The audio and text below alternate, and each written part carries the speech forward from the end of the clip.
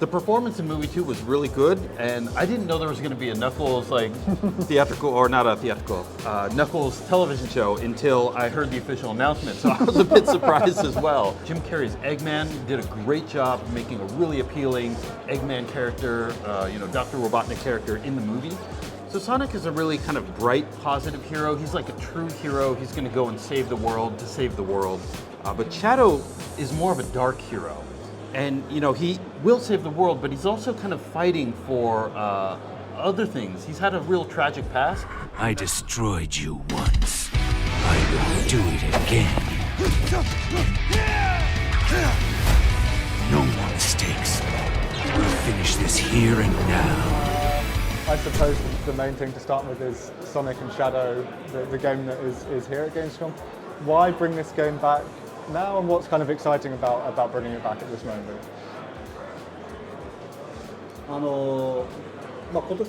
So as you know, movie 3 is coming out, and Shadow is main feature in movie 3. This movie is coming out in December, and it's going to be a real good focus on the character. So on the Sega side, we wanted to really bring a game out that was also going to have Shadow focused in the game. And that was kind of the idea behind the project and kind of the core concept of the creative. And what do you think makes Shadow so kind of interesting and unique among the kind of pantheon of Sonic characters? なんでシャドウがキャラの中で結構特徴的で面白い。やっぱソニックって絶対的なヒーロー。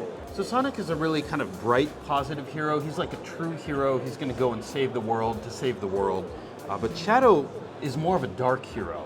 And, he will save the world, but he's also kind of fighting for other things. He's had a real tragic past, and that's part of the reason why he fights and part of the reason why he, is out there saving the world as well. And it's that good contrast between Sonic and Shadow, this real bright, true hero, and this dark hero, that really makes him a good set together. And I must say, I haven't had a chance to play the demo of the new game yet. I think I'm going on tomorrow or the next day. Can you kind of describe what kind of game is it? What can people expect from it? Sonic X Shadow Generation まだプレイしてないんですけど、ユーザーたちはどういうゲームを期待してプレイした方がいいでしょうか？ Shadow もソニックと同じぐらい速い。 So Shadow is a very fast character, as fast as Sonic. So we really want people to enjoy that speed, but Shadow has lots of also abilities. He's able to use chaos control, stop time, and even in the promotional video or the trailer that you saw recently, we have Doom powers, these new powers that Shadow has. That's going to be a unique way to play the game. So not only will you be able to play the game fast like a Sonic title, but you're also able to use these powers to very quickly get through the game and have a lot of fun. Nice, that sounds cool. And you mentioned that movie 3 is a kind of a motivation for this project. I was wondering if you could speak a little about the journey you guys have been on with the Sonic movies. Were you surprised, not surprised, but I bet you were pleased with how well that they did in a commercial sense, and people really responded to them as well? For the movie 3? Yeah. So I can't say that much about movie 3 yet.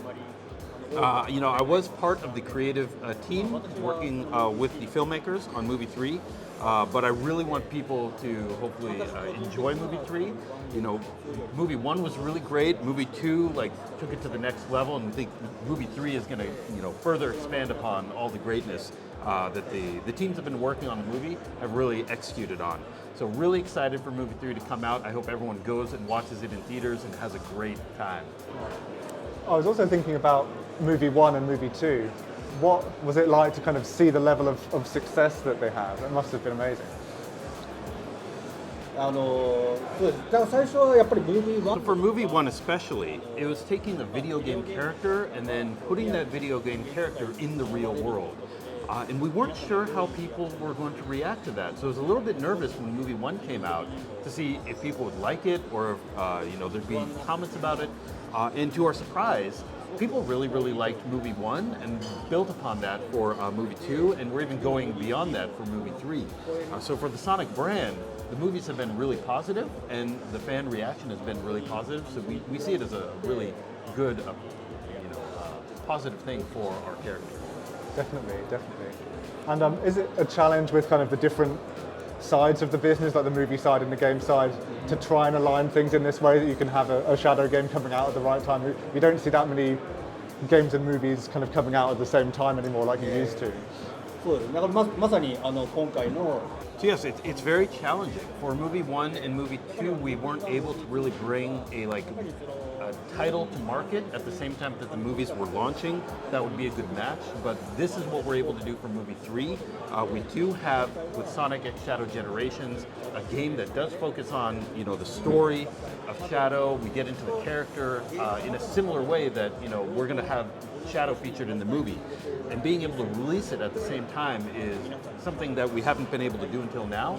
But because we're doing it and we have this great portrayal of Shadow in the movie and in the game, we hope everyone really enjoys Shadow as a character this year.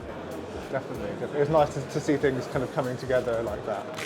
I was wondering as well, you mentioned how in movie 1 there was a bit of worry or trepidation maybe about putting the character in the real world. Would people accept it? And I think a big part of making that work is the human in-person cast, Jim Carrey and James Marsden. How much of the success would you place on those guys for being able to sell that Sonic is in the real world, we're really interacting with him? この映画自体が、ビデオゲームキャラを実世界に、入れてるっていうのはいいんだけど、成功してるんですけど、その成功の理由としては、ジム・キャリーとかジェームス・マーズのその人間の演技で、本当にソニックがいるとか信じてくれるようなことでしょうか。そうですね。Sonic being in the real world was one of the big concepts that we thought people would get interested in and excited about for movie 1. So for us, it was really important that the real people, the characters in the movie, could relate to Sonic and make sure that Sonic felt part of that real world. And Jim Carrey's Eggman did a great job of making a really appealing Eggman character, Dr. Robotnik character in the movie. And James Marsden had a really good performance that made people, feel Sonic was in there. He's having a relationship with Sonic, and that really meant that families who went to go see the movie, the parents and the children could really appreciate the movie and have fun and get into the world of Sonic. I must say, I was a bit worried for the Sonic franchise when I saw headlines, I think it was last year, that Jim Carrey was retiring. And I was like, wait, what? But I saw his face is on the poster over there. It doesn't seem like he's fully stepped away at this point, right? Back when Jim Carrey said he was kind of stepping away from doing movies, we still knew, depending on what movie it was, he might come back and still play Robotnik for us. And so we're really happy to see that he really liked movie 3 and wanted to come back to portray Dr. Robotnik. Nice, that is good to know. I was worried. And I know also you had, this is movie 2, right? You had Idris Elba come in and voice Knuckles, and then Knuckles went on to TV as well. What was that kind of? That seemed like a really nice kind of journey for that character to go on, and Idris kind of sold that performance really well, I thought, as well. The performance in movie 2 was really good, and I didn't know there was going to be a Knuckles theatrical, or not a theatrical, Knuckles television show until I heard the official announcement. So I was a bit surprised as well. But it's because of that great performance of the character, Idris was able to really get people excited about the character, get people who want to make more content for Knuckles, and we're able to take these characters, and not the main characters, but some of the other characters, and get new content for them created because of these great performances. And even for games, it's really hard to take just Knuckles and make a game for only Knuckles. So we really appreciate that people enjoyed the performance, enjoyed the character, and Paramount Plus, they're going out there to make more content because people really like the characters. We really appreciate that. It feels like, from all these different kind of parts of the business, I guess, it feels like the Sonic brand's in a real position of strength right now, would you say? そうですね。やっぱり So yes, with movie 1, we saw the popularity of Sonic really increase outside of even just what we could do in the game world.